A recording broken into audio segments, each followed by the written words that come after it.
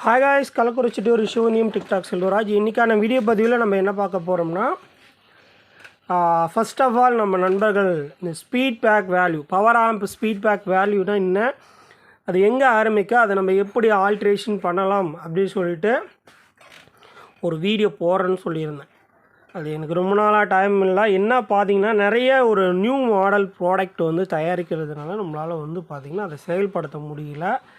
வீடியோவும் என்னால் வந்து பார்த்திங்கன்னா முன்ன மாதிரி பேச முடியல. என்ன காரணம்னு பார்த்தீங்கன்னா, பர்சனல் வேலை நிறைய, அங்கே ஓடுறது இங்கே ஓடுறது அலைச்சல். அது இல்லாமல் இன்றைக்கி இருக்கிற டெக்னீஷியனுக்கு எந்த மாதிரி நம்ம ஒரு செயல்பாடு, ஒரு போர்டு கொடுத்தா அவங்க எந்த மாதிரி லைக் பண்ணி வேலை செய்வாங்க, அந்த மாதிரி போர்டு கொடுத்தாலும் அவங்க கஸ்டமர்கிட்ட அந்த ரிசல்ட் எடுத்து கொடுக்குற அளவுக்கு எந்த மாதிரி இறங்கி வேலை செய்யணும், அதில் நம்ம எந்த மாதிரிலாம் ஆல்ட்ரு பண்ணி கொடுக்கலாம் அப்படின்றத ஒவ்வொரு ஸ்டேஜாக நம்ம பர்சனலாகவும் எக்ஸ்பிளைன் பண்ணி கொடுத்துட்டு தான் இருக்கோம். அது நிறையா நண்பர்களுக்கு தெரியும்.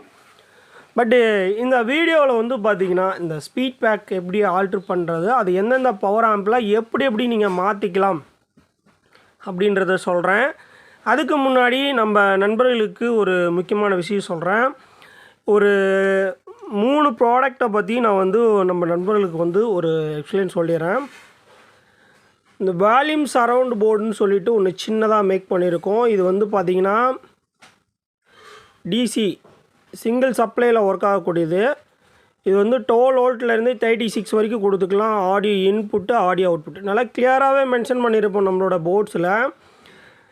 இது வந்து பார்த்திங்கன்னா இதிலே பார்த்திங்கன்னா இன்புல்டு வந்து இந்த கண்ட்ரோல் வந்து நீங்கள் டைரெக்டாக கேபினெட்டில் ஃபிட் பண்ணிக்கணும். சில போர்டு ஃபிட் பண்ணுற மாதிரினாலும் ஹோல்ஸ் கொடுத்துருக்கோம். இதனோட மாடல்னு பார்த்தீங்கன்னா TSK 101 SSR இதனுடைய மாடலு. இதில் வந்து பார்த்திங்கன்னா இதில் ஒரு கெயின் ஸ்டேஜ் இருக்கும். அந்த சரவுண்டுக்கு ஒரு கெயின் ஸ்டேஜ் இருக்கும். இப்போ இந்த கெயின் ஸ்டேஜ் ஃப்ரீ செட்டை நான் இங்கே கொடுத்தேன்னா என்ன பண்ணுறாங்கன்னு கேட்டிங்கன்னா, இந்த கெயின் ஸ்டேஜ் ஃப்ரீ செட்டை வந்து உள்ளே அதிகரிக்கிறது, கம்மி பண்ணுறது, சரவுண்டு தெளிவாக வரலன்றது, அது சரிமுறையாக வேலை செய்யலைன்றது, இதையே கஸ்டமர் கையில் கொடுத்துட்டா எப்படி இருக்குன்றது தான் என்னோடய ஒரு சிந்தனை. அப்போ வந்து பார்த்திங்கன்னா இந்த ப்ரீ செட்டு செக்ஷனை வந்து இங்கே வந்து நான் ஒரு வேல்யூ போட்டு லாக் பண்ணிட்டேன். அதுக்கு மேலே அதிகரிக்க முடியாத, அதாவது உதறாத நல்ல ஒரு குவாலிட்டியான ஒரு சரவுண்டு கொடுக்கணும் அப்படின்றது தான் என்னோடய கருத்து.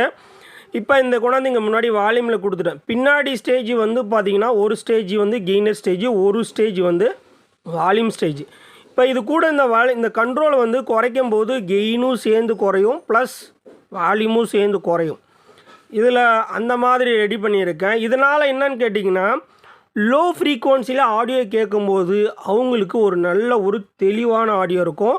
ரெண்டாவது, ஒரு சில ஆம்ப்ளிஃபையர் வந்து பார்த்திங்கன்னா லோ வாட்டேஜ் ஆம்ப்ளிஃபையராக இருக்கும், கெயின் கம்மியான ஒரு ஆம்ப்ளிஃபையராக இருக்கும். அந்த ஆம்ப்ளிஃபையருக்கு போடும்போது வந்து கெயின் கூடுதலாக வேணுமா குறைச்சி வேணுமா அப்படின்றத வந்து கஸ்டமருக்கு சவுண்டு கெயின் வேணும்னா சவுண்டு வச்சாங்கன்னா வேலை முடிஞ்சுது, சவுண்டு குறைச்சாங்கன்னா வேலை முடிஞ்சுது. அது மாதிரி தான் இந்த போர்டை ரெடி பண்ணியிருக்கான். இந்த போர்டு ஏற்கனவே வந்து பார்த்திங்கன்னா ஹெச்டி சரவுண்டுன்னு போட்டிருந்தேன். அது வந்து பார்த்திங்கன்னா அந்த போர்டை இன்னும் குறைச்சி ரொம்ப குயிக்காக கொடுத்துருக்கேன். அந்த மாதிரி கண்ட்ரோலோட குவாலிட்டியாக கொடுத்துருக்கேன். இது நீங்கள் வித்தவுட் கண்ட்ரோலில் கேட்டிங்கனாலும் கொடுக்குறேன். அது வந்து நீங்கள் ஆர்டர் பல்காக எடுக்கிற மாதிரினா வித்தவுட் கண்ட்ரோல். இதில் நார்மல் கண்ட்ரோல் போடவே கூடாதுன்றதான் என்னோடய கருத்து. அதனால தான் ஃபிக்ஸடாக கொடுக்குறேன். அதையும் நான் உங்களுக்கு சொல்லிடுறேன். இல்லை உங்களுக்கு கண்ட்ரோல் வந்து பார்த்திங்கன்னா எனக்கு வேண்டாம் அப்படின்னும் போது வந்து இந்த கண்ட்ரோல் எடுத்துகிட்டு நீங்கள் டேரெக்டாக அவுட்புட்டுக்கிட்டேருந்து ஒரு வால்யூம் கண்ட்ரோல் போட்டுக்கலாம். இங்கே ஒரே ஒரு ஜம்பர் மட்டும் போட்டுக்கணும். அது பாருங்கள், இங்கே இருக்குதுங்க இல்லையா, அது இந்த பின்னுக்கும் இந்த பின்னுக்கும், அதாவது இங்கே ஒரு கெப்பாசிட்டர் வருது பாருங்கள், இந்த பின்னுக்கும் நீங்கள் கெப்பாசிட்டர் அந்த ஜம்பர் போட்டுட்டிங்கன்னா வேலை முடிஞ்சுது. ஆல்ரெடி இங்கே கெயின்ஃபுல், அது கெயின் ஓப்பன் ஆயிரும். கண்ட்ரோல் எடுத்துட்டிங்கன்னா கெயின் ஓப்பன் ஆயிரும். அது ஃபிக்ஸடாக நீங்கள் ரெகுலராக ஃப்ரீ செட் கொடுக்குற மாதிரி அது வந்து ஒரு வேல்யூ ஃபிக்ஸபிளாக கொடுத்துருக்கும். இந்த இடத்தாண்டா நீங்கள் இந்த செயினா கண்ட்ரோல் வேணாம், நார்மல் கண்ட்ரோல் போடுறீங்கன்னா இந்த இடத்தாண்டா பார்த்தீங்கன்னா இந்த பாருங்கள், இந்த அவுட்புட் எடுத்து ஒரு வால்யூம் கண்ட்ரோலில் கொடுத்து அப்படியே கொடுத்துக்கலாம். இல்லை இதை டேரெக்டாக யூஸ் பண்ணுறீங்கன்னா இந்த வால்யூம் கண்ட்ரோல் போட்டுட்டு இதை டேரெக்டாக கொண்டு பவர் ஆம்பில் கொடுத்துடணும், இங்கே இன்புட் கொடுத்துக்கணும். இல்லை நீங்கள் நார்மல் கண்ட்ரோல் தான் போட போகிறோம், அந்த போர்டை கீழே ஃபிக்ஸ் பண்ண போகிறீங்கன்னா கீழே ஃபிக்ஸ் பண்ணிவிட்டு இந்த பாருங்கள், நல்லா பாருங்கள், தெளிவாக காமிக்கிறேன்.